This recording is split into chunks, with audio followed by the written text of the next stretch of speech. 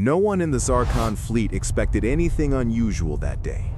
The fleet had conquered 3 star systems in less than a month. Their ships were massive, their weapons powerful, and their confidence absolute.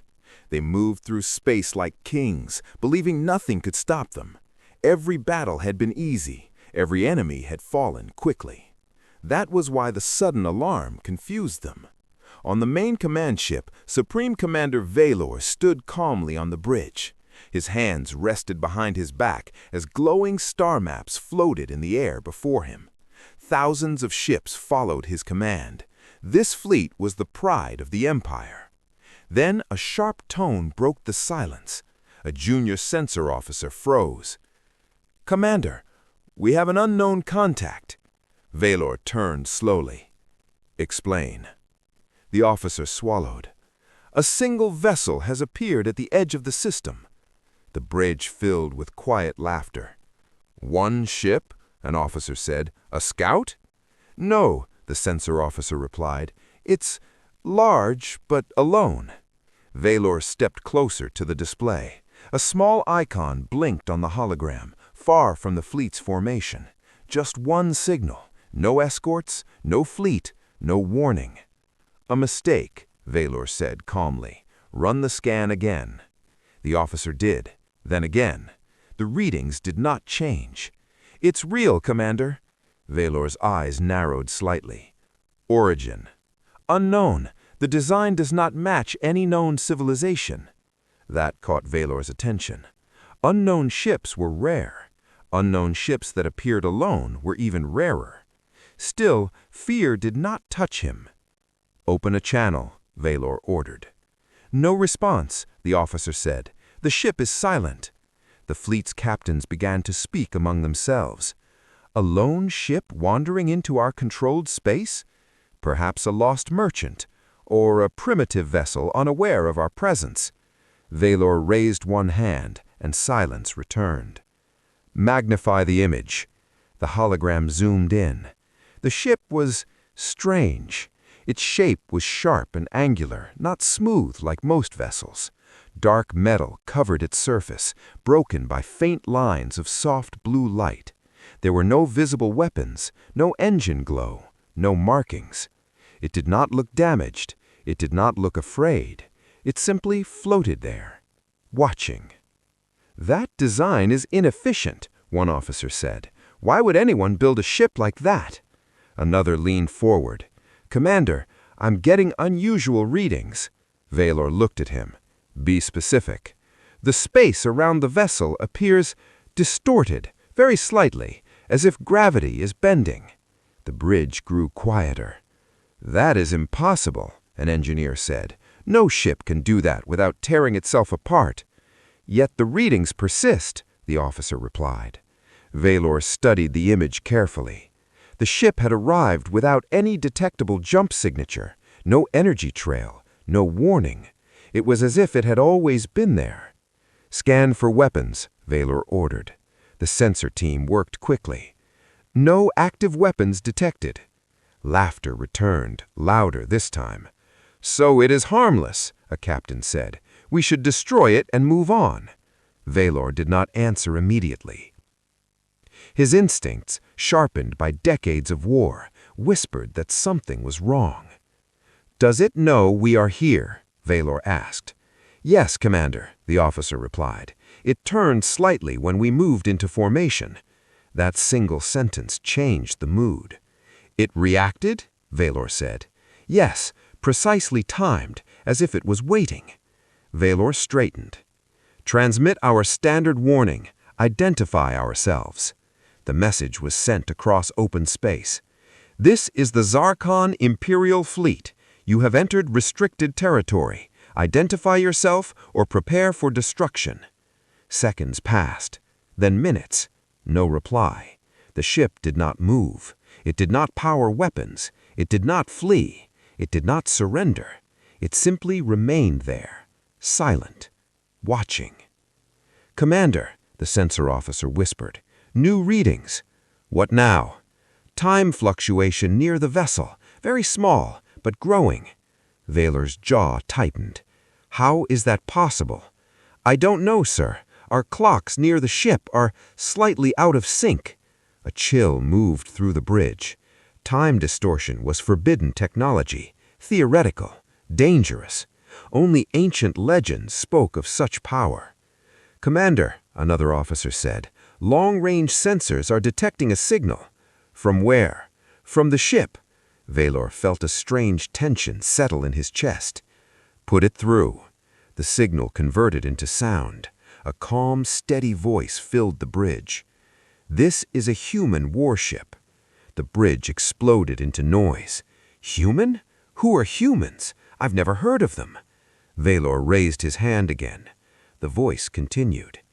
"You have entered a protected system. You are advised to leave immediately." The tone was polite, not fearful, not angry, just calm. Valor stepped forward. "This is Supreme Commander Valor of the Zarkon Empire. You are outnumbered and surrounded. State your purpose." There was a short pause. Then the human voice replied, "We are observing." That was all. Valor stared at the display. "Observing? You send one ship to observe a full fleet?" "Yes." The confidence in that single word was unsettling. "You are alone," Valor said. "You cannot stop us." Another pause. "You have already stopped yourselves." The bridge fell silent. "What does that mean?" Valor demanded. "You will understand soon." Suddenly, alarm screamed. "Energy spike detected," an officer shouted. "Where?" Valor asked sharply. "Everywhere, around the human ship." The blue lines along the vessel's hull brightened.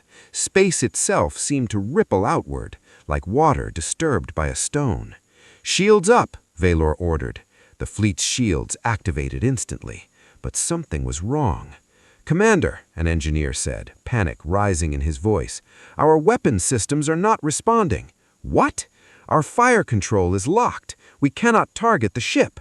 Valor clenched his fists. "Override it." "We can't. It's not a system failure. It's like the commands are being ignored." Then another report came in. "Commander, several ships are reporting missing sensor data." "How many?" "5. No, 12. No, they're gone." "Gone?" Valor repeated. "Yes, Commander. Their signals vanished. No explosion, no debris." The bridge erupted into chaos. "Impossible! Jamming? Stealth attack?" Valor stared at the star map. Small icons were disappearing, one by one. No flash, no warning, just gone. "What is happening?" Valor whispered. The human ship remained perfectly still, calm, untouched. "This is your final warning," the human voice said softly. "Leave." Valor felt fear for the first time in his life. Not loud fear, not panic, but a deep, cold realization. This was not a battle. This was a demonstration, and it had only just begun. Supreme Commander Valor did not move. The bridge of the command ship was loud with alarms, flashing lights, and frightened voices, but Valor stood frozen, staring at the star map. Where neat formations of fleet icons had once been, there were now empty spaces. Ships were gone, not destroyed, not damaged, gone. "Confirm losses," Valor said slowly. His voice was calm, but everyone on the bridge felt the tension behind it. The sensor officer swallowed hard. "We have lost 17 ships, Commander." "How?" Valor asked. "No explosion signatures, no weapon discharge. Detected one moment. They were there, the next, their signals simply stopped." Valor clenched his jaw. 17 warships did not just disappear, not without reason, not without cause. "Confirm losses," Valor ordered. The bridge display shifted. Footage from nearby ships played in silence. The view showed nothing unusual. Stars, distant nebulae, empty space. Then, without warning, a Zarkon cruiser at the edge of the frame vanished. No flash, no sound, no debris. It was as if reality itself had erased it. A low murmur of fear spread across the bridge. "This cannot be a weapon," an engineer whispered. Valor did not reply. His eyes were fixed on the image of the human warship. It had not moved yet. The glowing blue lines on its hull pulsed slowly, like a calm heartbeat. "Commander," a tactical officer said, forcing his voice steady, "our fleet morale is unstable." Valor finally turned. "Stabilize it," he said. "How?" the officer asked. Valor looked back at the star map. "By reminding them who we are," he said quietly. He stepped forward and activated the fleet-wide channel. "All captains, this is Supreme Commander Valor. You will maintain formation. No unauthorized actions. This is not a retreat. This is not a defeat." Some captains answered quickly. "Yes, Commander. Understood." Others remained silent. Valor ended the The Zarkon fleet escaped. That single fact spread across the galaxy faster than light. For the first time in recorded history, the Zarkon Empire had entered a system with full military force and left without a victory. No conquered world, no burned cities, no broken enemy fleets. Only silence and fear. On the bridge of the command ship, Supreme Commander Valor stood alone long after the fleet jumped away. He replayed the encounter again and again in his mind. One ship, no weapons fired, no visible attack, yet dozens of warships erased as if they never existed. Valor knew one thing with certainty: the galaxy would ask questions, and he had no answers. Across the Orion Arm, deep within the neutral space of the Galactic Council, alarms echoed through the Grand Chamber. Thousands of representatives from hundreds of species turned toward the massive holographic display forming in the center of the hall. Emergency session. Rare. Dangerous. Important. Council Speaker Threx, a tall avian being with silver feathers, struck the floor with his staff. "Order," Threx commanded. "We are in session." The hologram activated. Footage appeared. Zarkon warships disappearing. No explosions, no weapons, just absence. The chamber erupted. "This must be false. Zarkon ships do not retreat. Who recorded this?" A projection of Supreme Commander Valor appeared. His posture was stiff. His eyes were tired. "This footage is real," Valor said, "and incomplete." The chamber fell silent. "You lost ships?" Threx asked carefully. "Yes," Valor replied. "More than 50. A wave of shock spread across the room. "To whom?" demanded a reptilian delegate. Valor hesitated. "To a single vessel." Laughter erupted, then stopped. Valor continued. It called itself human. The word meant nothing, and that terrified them. "We have no record of such a species," Threx said slowly. "Neither did we," Valor replied. A new image appeared. The human warship. Still, silent, dominant. Gasps echoed across the chamber. "That ship erased matter," an energy-based delegate whispered, "without reaction." "That is not erasure. That is relocation." "Where?" someone shouted. The machine paused. "We do not know." The chamber descended into chaos. Valor raised one hand. "There is more," he said. The footage continued. Weapons freezing in space, time distortion readings, sensor blindness, fleet-wide command override, every known form of warfare made useless. Threx's voice trembled. "This technology breaks council law." Valor looked directly at him. "Then your laws are outdated." Silence. "Did they threaten you?" Threx asked. Valor shook his head. "No, they warned us." "That is worse," Threx whispered. Far away, in a system no chart marked, the human warship remained.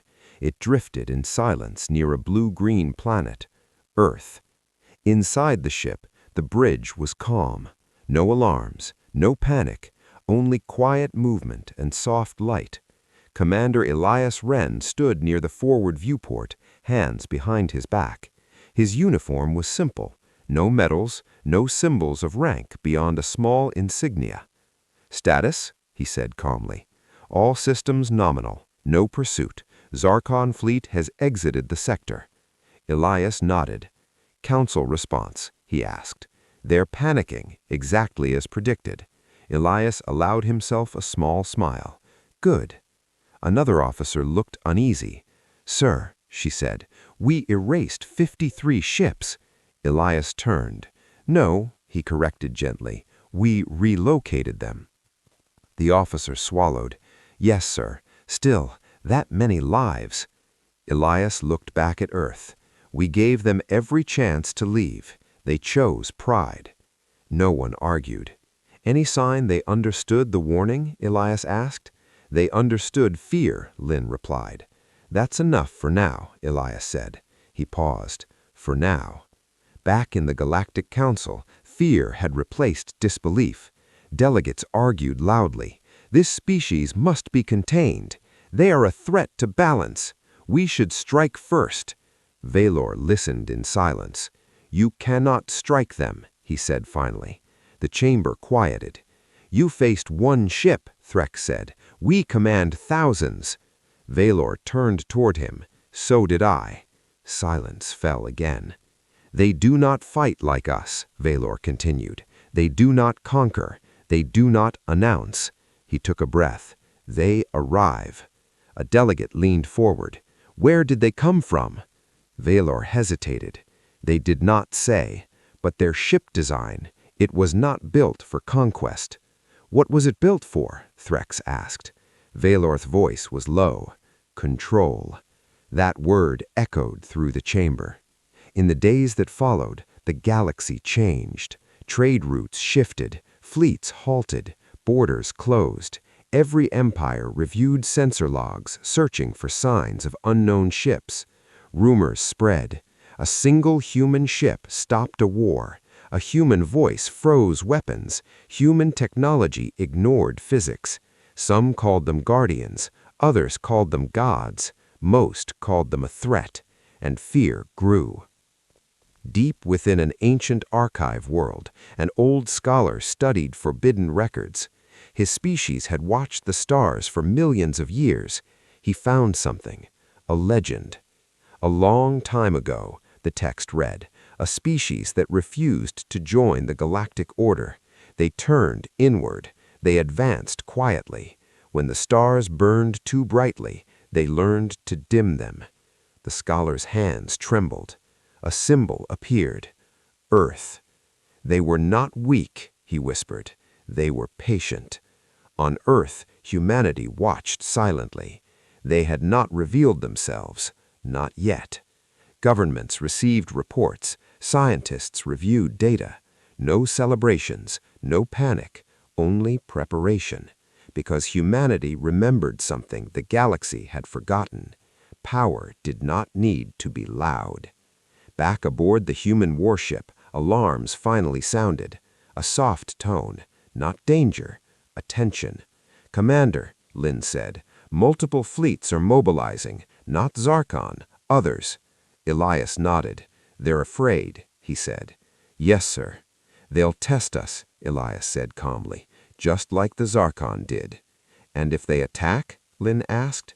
Elias looked out at the stars. "Then we escalate." Lynn hesitated. "Sir, to what level?" Elias turned, his eyes calm but unyielding. "To the level they force us to." He paused. "Humanity does not seek to rule the galaxy, but we will decide who threatens it." The ship's blue lines pulsed softly. Space bent slightly around it. "Set course," Elias ordered. "For where?" Lynn asked. Elias smiled faintly. "For the next lesson." The ship vanished without a trace. Fear does not stay quiet for long. Across the galaxy, empires reacted in the only way they understood: force. The Zarkon retreat had shaken everyone, but many leaders refused to believe the truth. One ship could not control the fate of the stars. It had to be a trick, a rare weapon, a one-time event, something that could be overwhelmed. So they gathered. In secret councils and fortified systems, fleets were prepared. Not one empire, not two, 7. 7 of the strongest military powers the galaxy had ever known. They did not announce their alliance. They did not warn anyone. They chose a single location, far from trade lanes and civilian worlds. And they waited. In the black silence of deep space, hundreds of thousands of warships formed a massive wall of steel and energy. Ships of every design floated side by side. Ancient battleships, new carriers, automated drones, living vessels grown from biomatter.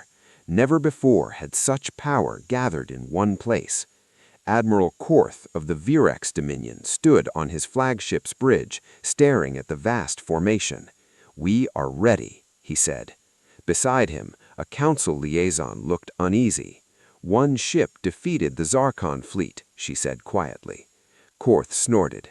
The Zarkon were arrogant, disorganized. He pointed at the display. "This is different. We do not underestimate. We overwhelm." "But what if it does not fight?" she asked. "Everything fights," Korth replied, "when it must." Elsewhere, hidden among drifting debris, the human warship watched. It had arrived hours ago. It had not been detected. Inside, Commander Elias Wren stood calmly as data flowed around him. "They've gathered more than predicted," Lynn said. "Yes," Elias replied. "Fear spreads faster than reason." Another officer added, "They are preparing a full-spectrum assault. Weapons, temporal anchors, gravity traps, null field." The galaxy stopped moving. Not physically, but mentally. After the defeat of 7 combined fleets, no empire launched another attack. Borders closed. War plans were erased. Admirals who once spoke with confidence now spoke in whispers. One question echoed everywhere. Who are the humans? And more importantly, how did they become this powerful? The Galactic Council met again. This time, there was no shouting, no threats, only fear. Speaker Threx stood before the chamber, his silver feathers dull. "We cannot fight them," he said openly. "That truth is now beyond doubt." A heavy silence followed. "What if they decide to rule us?" asked a small delegate. "What if they already are?" another whispered. Supreme Commander Valor was present again, standing alone among former enemies. "They do not want our territory," Valor said quietly. All eyes turned to him. "How can you be sure?" Threx asked.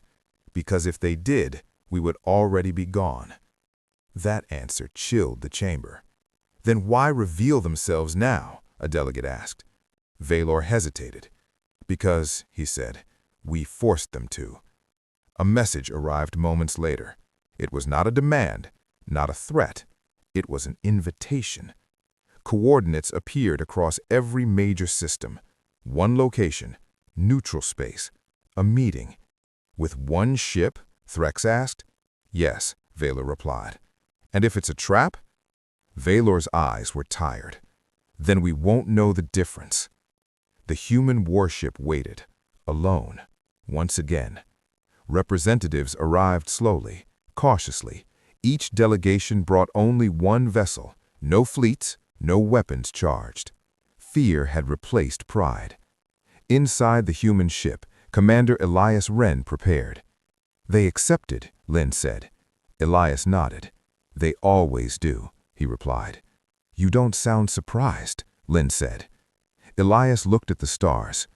"Every species believes they are alone at the top, until they aren't." The meeting chamber was simple.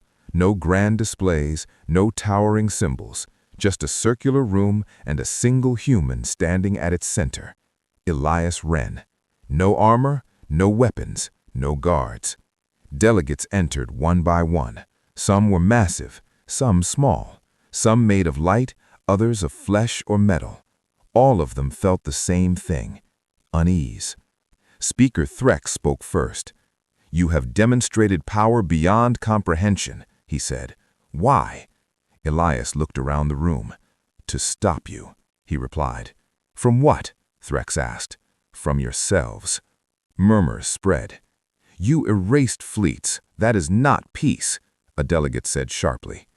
Elias nodded. You are correct, he said. That was not peace. He paused. That was restraint. The word hit harder than any weapon. Valor stepped forward. You could have destroyed us, he said. Why didn't you? Elias met his gaze. Because we remember what it's like to be afraid. Silence followed. Humans were not always powerful, Elias continued. Once we were weak, divided, fighting each other over land, belief, and fear. Images appeared in the air. Ancient Earth, wars, cities burning. Then we learned, slowly, painfully. We learned that survival does not come from strength alone. The images changed. Science, unity, spaceflight. We were alone in the dark, Elias said. No allies, no guardians, just silence. And that silence forced us to prepare. Prepare for what? A delegate whispered. For you, Elias said honestly. The room shifted. A projection showed human technology, not weapons, but infrastructure, time research, reality modeling, dimensional mapping. You control time? Threx said in disbelief. No, Elias replied. We understand it. You erase matter, another said. No, Elias corrected again. We move it. Where? Someone asked. Elias paused. To places where it cannot harm anyone. The implications settled heavily.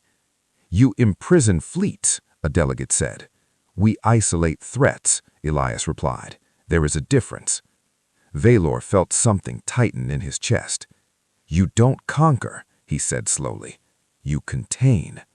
Yes, Elias said, because conquest creates enemies. Containment creates time. Time for what? Threx asked.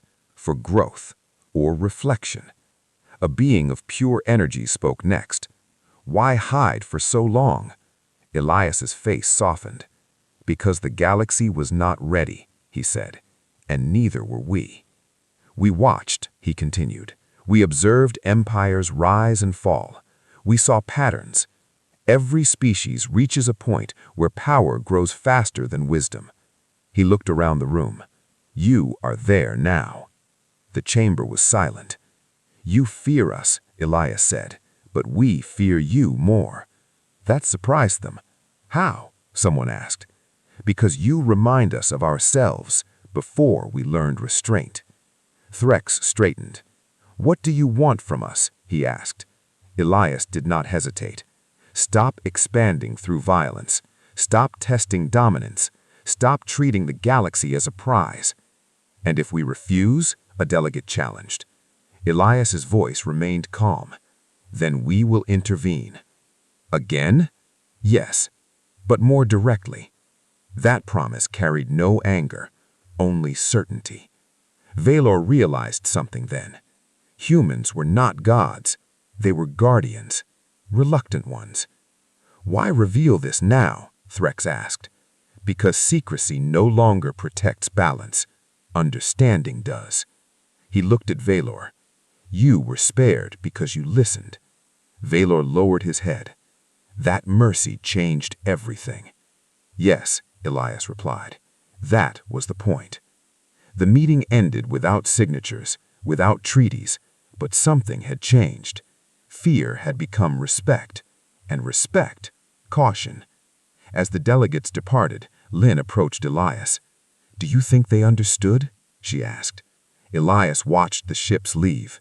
Enough, he said, for now. Back on Earth, leaders watched the recordings. The truth was out. Humanity's greatest weapon was no longer hidden, not time control, not dimensional technology, but choice.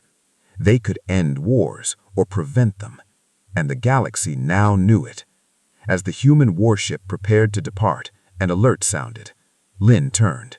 Commander, she said, multiple signals incoming. Hostile? Elias asked. No, she replied. Then, he asked, they're requesting guidance.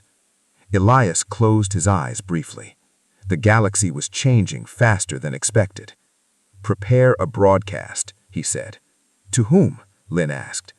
Elias opened his eyes. "To everyone." The broadcast went out without delay. No encryption, no threats, no hidden meaning. Every major system received it at the same time, from crowded trade hubs to isolated research stations, from powerful capitals to forgotten colonies. The signal carried no force, yet it demanded attention. On screens large and small, a human appeared, Commander Elias Wren. He stood alone against a simple dark background, no symbols, no flags, no signs of power, only calm eyes. "This message is for every civilization," Elias said evenly, "for every fleet, every council, every world." Silence spread across the stars. "You have seen what we can do," he continued. "You have felt fear, confusion, anger." He paused. "That reaction is natural." Many listeners felt exposed. "We are not here to rule you," Elias said. "We are not here to replace your empires." Some exhaled. "We are here because the galaxy has reached a dangerous moment." Images appeared beside him. Wars, expanding borders, burned planets, collapsed civilizations. Every species follows the same path: growth, power, expansion. "The problem is not power," he said. "The problem is what comes after." The images shifted. Silence, ruins, empty stars. "When power grows faster than wisdom," Elias said, "everything burns." On the Galactic Council world, Speaker Threx watched in silence. Around him, delegates stood frozen. No one interrupted. "We watched this happen again and again," Elias continued. "We saw civilizations erase themselves. We saw empires fall not to enemies, but to their own pride." Valor lowered his head. He understood now. "Humans were once the same," Elias said. "We fought, we conquered, we nearly destroyed ourselves." The image changed. Earth, polluted skies, war zones. "But we survived," Elias said, "not because we were stronger, but because we learned. We learned that dominance is easy, but restraint is hard." Elias looked directly into the camera. "That is why we hid."